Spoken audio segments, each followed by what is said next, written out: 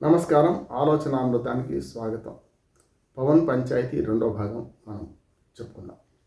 ఈ పవన్ పంచాయతీలో రాజకీయ పార్టీల భాగస్వామ్యం ఏమిటి, రాజకీయ పార్టీల ఆలోచన ఏమిటి మాట్లాడుకునే ప్రయత్నం చేద్దాం. మొదటి ఎపిసోడ్లో చెప్పాను జిలేబీగా చక్కెర రాజకీయాలు ఎట్లా నడుస్తున్నాయి, ఇవాళ తెలంగాణ ఒక ప్రయోగశాలగా ఈ పార్టీలు ఎట్లా మార్చుకుంటున్నాయి. గతంలో ఉమ్మడి ఆంధ్రప్రదేశ్లో ఏర్పడ్డప్పుడు, ఆ తర్వాత తెలంగాణ వచ్చిన తర్వాత కూడా షర్మిల గారు పార్టీ పెట్టడం, ఆంధ్రమూల తర్వాత అంతకుముందు మన తల్లి తెలంగాణ అని పార్టీ విజయశాంతి కానీ కలపడం, మళ్ళీ ఇందులో అట్లా చూసుకుంటే నరేంద్ర గారు, ఇట్లా చాలామంది పార్టీలు పెట్టి జనసేన, మన తెలంగాణ జనసమితి కోదండరామ్ గారు, ఇవన్నీ చాలా చూసినాం మనం. కనుక ఇవన్నీ ఎక్కడ పోయినా చూసినాం కదా మనం. ఆఖరికి షర్మిల గారి పార్టీ ఆంధ్రప్రదేశ్కి వెళ్ళిపోయింది విలీనం చేసి కాంగ్రెస్. ఈ స్థితిలో మరి ఇక్కడ ఉన్న మూడు పార్టీలు మూడు ముక్కలాట ఆడుతున్నాయి. ఒకటి కాంగ్రెస్ పార్టీ రాష్ట్రంలో అధికారంలో ఉంది. గతంలో 10 ఏళ్ళు ప్రభుత్వం చేసిన బీఆర్ఎస్ పార్టీ, టీఆర్ఎస్ఏ అధికారంలో ఉంది, బీఆర్ఎస్ ఓడిపోయింది కనుక ఆ పార్టీ ప్రతిపక్ష స్థానంలో ఉన్నది.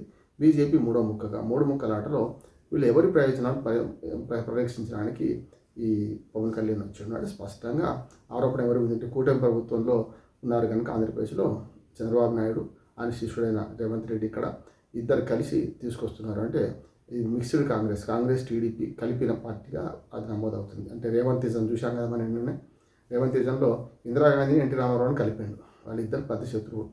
ఇందిరాగాంధీ పాలన వ్యతిరేకంగానే మనకు ఎన్టీఆర్ గారు పార్టీ పెట్టింది. సరే, అంబేద్కర్ కూడా ఇందులో తీసుకొచ్చింది. గాంధీ ఎటువైనా తెలియదు మనకు. కానీ ఇట్లా చూసుకుంటే ఏంటంటే, ఏదైనా సరే ఈ ఎవరి పార్టీ ప్రయోజనాలు ఏమిటి అనుకుంటే, బీజేపీ దీని వెనుక ఉన్నది, మోడీ ఉన్నాడు అని ఆరోపణ వస్తుంది.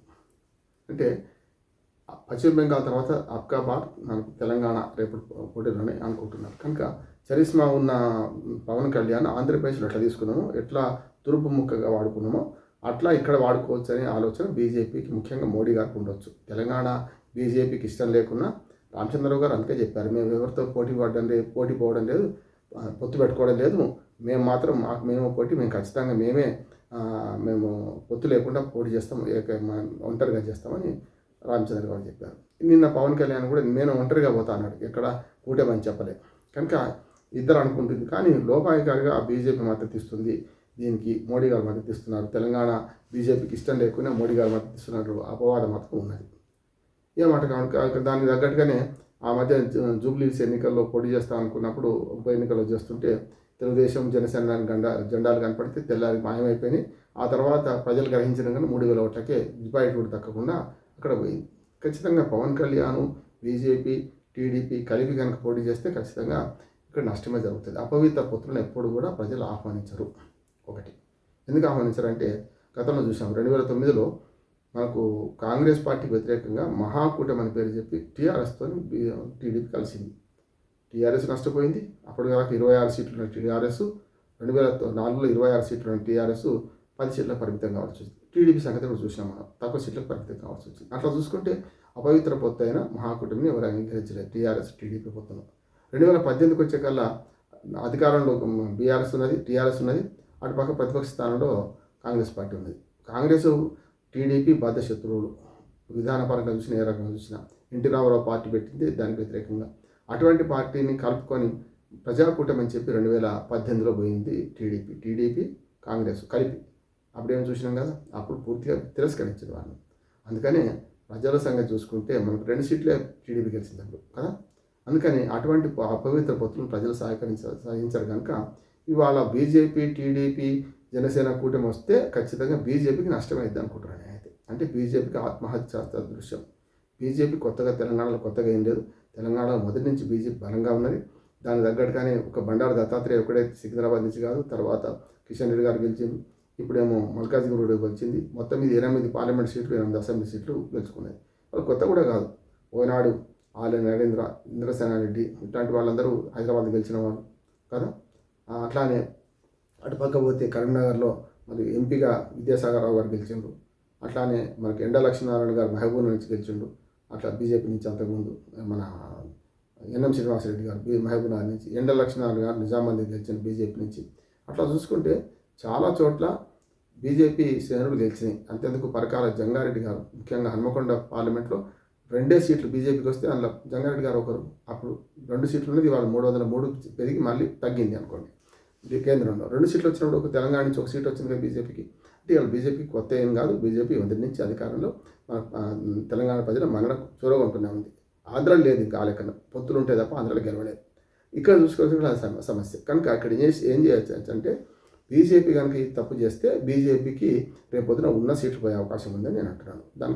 దాన్ని కొంచెం బీజేపీ మా జనసేనతో పొత్తు ఉన్నది పెద్దగా అంటలేరు, మేము పొత్తు లేకుండా మేమే పోటీ చేస్తామని రామచంద్ర గారు చెప్పారు క్లియర్.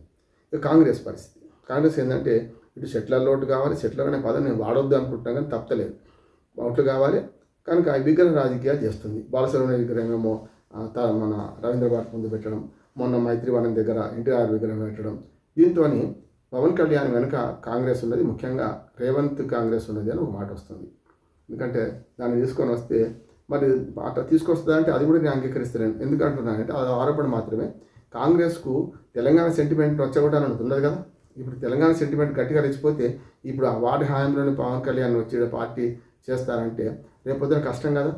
ఆ ఓట్లన్నీ వ్యతిరేకంగా ఉంటుంది. తెలంగాణ అస్తిత్వ పోరాటం మీద తిరగబడే వాళ్ళందరూ రేవంత్ రెడ్డికి వ్యతిరేకంగా బీఆర్ఎస్కు అనుకూలంగా చేస్తారు కదా. కనుక రేవంత్ రెడ్డి ఆ పిచ్చి పని చేయడం అనుకుంటున్నాను నేను. ఇది ఆరోపణ మాత్రమే. కనుక ఇవాళ పవన్ కళ్యాణ్ నిరోధించడంలో కాంగ్రెస్ పార్టీ గట్టిగా నిలబడాల్సి వస్తుంది. అందుకని మనకు పొన్నం ప్రభాకర్ లాంటి వాడు ఆనాడు కూడా కాంగ్రెస్ పార్టీలో ఎంపీగా ఉండి కూడా ఆయన ఆనాడు వ్యతిరేకించాడు. ఈ తెలంగాణ అస్తిత్వ పోరాటానికి వ్యతిరేకంగా ఎవడు మాట్లాడి వ్యతిరేకించింది ఆయన. కనుక ఇప్పుడు కూడా అదే వ్యతిరేకత చేస్తున్నాడు. అంటే ఆయన మొదటి నుంచి తెలంగాణవాది కనుక పొన్నం ప్రభాకర్ ఇవాళ కూడా పవన్ కళ్యాణ్ రాకను నీ అయ్యే జాగిర్ అంటే నీ అయ్యే జాగిర్ అని ఆయన ఛాలెంజ్ చేస్తున్నాడు, చూస్తున్నాం మనం. అందుకని దాన్ని పక్కన పెడతాం. అంటే కాంగ్రెస్ పార్టీ కావాలని వీళ్ళని తీసుకురాదు అని అనుకుంటున్నాను నేను పవన్ కళ్యాణ్. ఈ మూడోది బీఆర్ఎస్ ఎట్లా తీసుకురాదు, వాళ్ళకి పాత్ర లేదు. కానీ బీఆర్ఎస్ ఏం చూస్తుందంటే ఇప్పుడు సందట్లో సడమి అని ఏం చేస్తారో చూద్దాం. ఇప్పుడు పవన్ కళ్యాణ్ వచ్చి ఆవకులు పిచ్చేవకులు పేలుతున్నాడు. దీనిలో మరి కాంగ్రెస్ పార్టీ నిరోధించగలుగుతుందా లేదా, లేకపోతే వాళ్ళే బదనామవుతారు కదా, మనం ఎందుకు అని గట్టిగా మాట్లాడుతూనే కాంగ్రెస్ పార్టీ మీద అధికారంలో ఉన్న పార్టీ మీద నెట్టేస్తున్నది. ఇది మూడోది. నాలుగోది ఏంటంటే ఇప్పుడు టీడీపీకి మనకు ఒక సంకటం వచ్చింది. మొన్న మహానాడు 28 మే నాడు మహానాడు జరుగుతుంటే 2వ మహానాడులో బకిరి నరసింహన్ అంటే ఆయన పోయి దుర్మార్గ వ్యాఖ్య చేశాడు. తెలంగాణ చరిత్ర లేకపోమన్నాడు. తెలంగాణ చరిత్ర లేకుండా అన్న వాళ్ళే చరిత్రహీనులు అవుతారని నేను కూడా మాట్లాడాను. తప్పు కదా. ఆ బకిరి నరసింహన్ మాటలు వెంటనే చంద్రబాబు నాయుడు సవరించి అట్లా అనడం తప్పు, తెలంగాణ గొప్ప చరిత్ర ఉంది, అట్లా ఆంధ్ర కూడా ఉంది పొమ్మన్నాడు. సరే, ఈ 2 కాల సిద్ధాంతం అంతకని ఏం మాట్లాడితే అయిపోయింది. కనుక ఇప్పుడు చంద్రబాబు నాయుడు అనవసరంగా ఈ పెంటలోకి దిగదలుచుకోలేదు కనుక ఆయన ఏం మాట్లాడలేదు. కానీ ఈ పెంటలోకి దిగింది ఎవరంటే వైఎస్ఆర్సీపీ. పార్టీల పరంగా చెప్తున్నా. వైఎస్ఆర్సీపీ ఏమంటుందంటే పవన్ కళ్యాణ్ ప్యాకేజ్ స్టారు, ఇక్కడ ప్యాకేజ్ మాట్లాడుకున్నాడు, ఉప ముఖ్యమంత్రి అయిపోయాడు, అక్కడ ప్యాకేజీ మాట్లాడుకొని ఏదో పార్టీతో కలిసి రేపు పొద్దున అందులో 2 మంత్రులు చేస్తారా అంటున్నాడు. ఎందుకంటే పవన్ కళ్యాణ్ స్వయంగా ఏమన్నాడంటే నేను అక్కడనే ముఖ్యమంత్రి కాలేను అని ఇక్కడ అయితేనా అంటున్నాడు. అంటే ఏంది, అక్కడనే కాలేదంటే అక్కడ నా మూలాలు ఎక్కడి ఆంధ్రయే, నేను అక్కడనే కాలేకపోయినా ఇక్కడ అయితేనా అంటే నేను ఇక్కడ కాదు అనే సంగతి. నేను కులాల సంగతి చెప్పను కానీ ఓ కులం వాడంటే ఒక పంక్తి భోజనం చేస్తుంటే వాళ్ళ ఫలానా వాడు రావద్దని అంట. అని ఏం చేసినాక ఫలానా కులం తప్ప మిగతా వాళ్ళు ఉండొద్దని చెప్పిండట. మిగతా కులం లేచిపోయిందట. అట్లాగే ఉంటుంది పరిస్థితి. అందుకని నేనేమంటానంటే ఇవాళ పరిస్థితులు పూర్తిగా చూస్తే పవన్ కళ్యాణ్ రాజకీయ ప్రవేశానికి ఎవరి పాత్ర వారిదే ఉన్నది. ఇవాళ మోడీ పాత్ర ఏమిటి ఇవన్నీ తేలిపోతాయి. రేపు జిహెచ్ఎంసీ ఎన్నికలు పోటీ చేస్తా అంటున్నాడు. నన్ను ఎవడు ఆపుతా అంటున్నాడు. ఎవడు ఆపడు. జిహెచ్ఎంసీ ఎన్నికలు పోటీ చేయాల్సిందే పవన్ కళ్యాణ్, వస్తాయో రావు చూడాల్సిందే. దేశంలో ఎక్కడైనా ఎవరైనా పోటీ చేయొచ్చు. ప్రజాస్వామ్యంగా నేను కరెక్ట్ చెప్తున్నాను. భూములు కొనుక్కోవడానికి కూడా ఎవరైనా కొనుక్కోవచ్చు. లీగల్గా కొనుక్కుంటే ఉంటాయి, ఇల్లీగల్గా ఉంటే పోతాయి. ప్రభుత్వం స్వాధీనం చేసుకుంటాయి. ఈ 2 ఉన్నాయి. పవన్ కళ్యాణ్ అనవసరంగా నీ అయ్యజాగిరా అని రెచ్చగొట్టే పని ఏంటంటే తప్పు అంటున్నాను. దానికి తగ్గట్టుగానే ఇటు పక్కన విగ్రహ రాజకీయాలలో ఆంధ్రప్రదేశ్ విగ్రహాలు మొత్తం తీసి పడేస్తా అనే కవిత మాట్లాడడానికి కారణం కూడా ఉందంటున్నాను. కారణం ఏంటంటే బీఆర్ఎస్ పెద్దగా మాట్లాడతలేదు, నేను దాన్ని తెలంగాణ రక్షణ సేన తరఫున నేను చేసుకుంటా అనుకుంటుంది. ఆమె రాజకీయ వ్యూహం ఆమెకున్నది.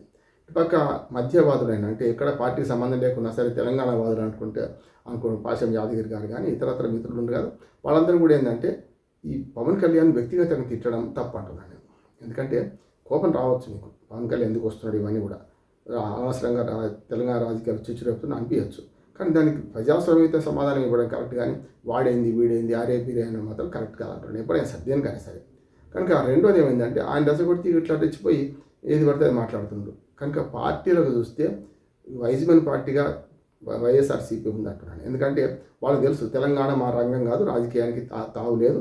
ఒకనాడు రాజశేఖర రెడ్డి గారు వాళ్ళ తండ్రి ఉమ్మడి ఆంధ్రప్రదేశ్ ముఖ్యమంత్రి చేసి ఇప్పటికి కూడా రాజశేఖర రెడ్డి గారు అభిమానులు ఇక్కడ ఉన్నా కూడా చెల్లె చేసిన పొరపాటు అన్న చేయలేదు, షర్మిల చేసిన పొరపాటు జగన్మోహన్ రెడ్డి చేయలేదు. ఆయన ఖచ్చితంగా తెలంగాణ నా రంగం కాదనుకున్నాడు, ఆంధ్రప్రదేశ్ ఎన్నుకున్నాడు, అక్కడికి వెళ్ళిపోయాడు. దానికి చంద్రబాబు నాయుడు గారు 2 కళ్ళ సిద్ధాంతం అని పెట్టి మొత్తం మీద కొద్ది రోజులు నుండి ఓటుకు నోటు కేసు తర్వాత ఆయన వెళ్ళిపోయాడు.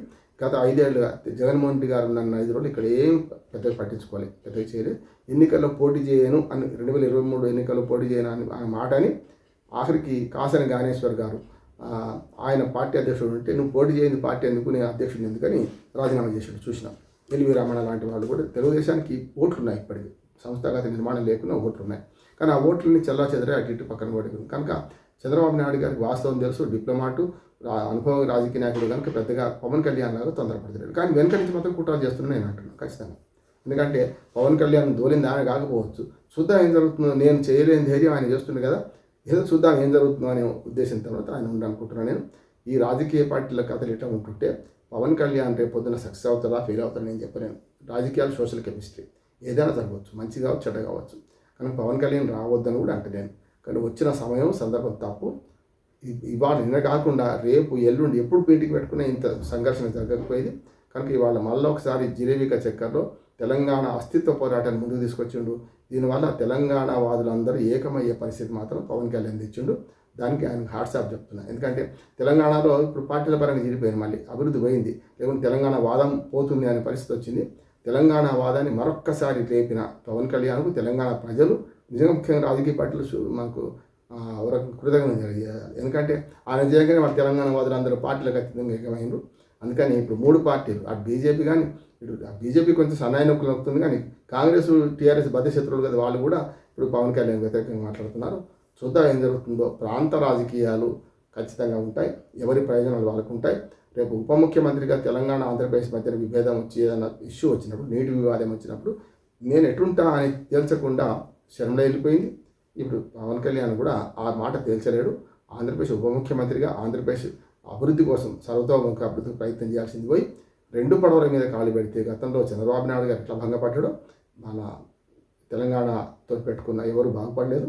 అదే రకంగా పవన్ కళ్యాణ్ కూడా 2 పడవల మీద కాలు పెడితే రెండింటికి కాకుండా రెంటా చెడ్డ రేవడవుతారు. అక్కడనే ముఖ్యమంత్రి కాలేని ఇక్కడ అవుతానా అనే మాటనే ఆయన కట్టుబడి నేను అనుకుంటున్నాను. చూద్దాం ఏం జరుగుతుందో.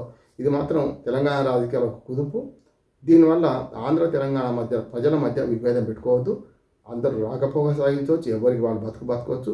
బతుకు మీద దెబ్బ కొట్టే రాజకీయానికి మాత్రమే ఆంధ్ర రాజకీయాన్ని మాత్రమే తెలంగాణ ప్రజలు వ్యతిరేకంగా తప్ప ఆంధ్రప్రదేశ్ ప్రజలకు తెలంగాణ ప్రజలు ఎప్పుడు వ్యతిరేకం కాదు. నా భావన కూడా రాజకీయ పార్టీలు ఎన్నో జిమ్మికులు చేస్తాయి, దానిలో ఆ జిలేబీకి చక్కర్లో ప్రజలు పడవద్దు, ప్రజల మధ్య విభేదం పెట్టుకోవద్దు. పార్టీలుగా వాళ్ళు చేసే పనులు వాళ్ళ చట్టంలో ఇరుక్కోకుండా, వాళ్ళ కుహన కుట్రలో ఇరగకుండా ప్రజలు సుహృద్భావ వాతావరణంలో ఉంటే బాగుంటుందని నా విజ్ఞప్తి.